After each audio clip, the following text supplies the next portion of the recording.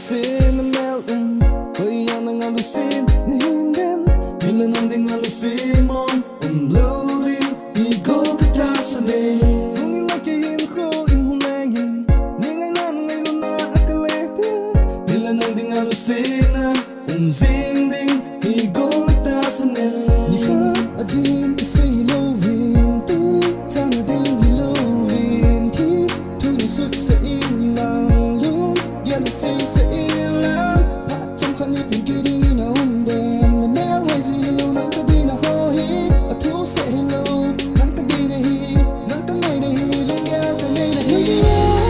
Yanin ko inom law Naging azong mong dilaw Kalikhat kingay tawin Numihin ko hiletan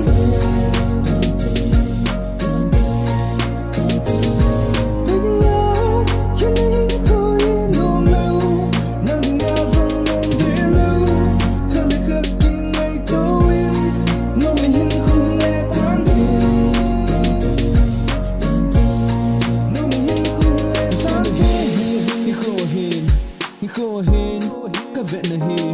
Tun ki gele lang ni kho pan hoi sungin Na mela hoin na lung gele tu Mitin vet ding in a dong so a hoi tang in a lam zo Na khana pun na zin na vein sum na pai sang zan Nang ding ki van hilo Kol hin tin ki van hilo Na happy din ki van hilo Na la na ding ita lo Ding ngong na hina lompoi Hingali na hina oy nap Hila na ding alusin mo Loading Igol katasanin Magkigala na nahin ko hinhelin Ningay na lusin na akaletin Yan na nga ding alungya Umzingding Igol katasanin na Iyasoting Ko'y nang to Nakingay ding Kinla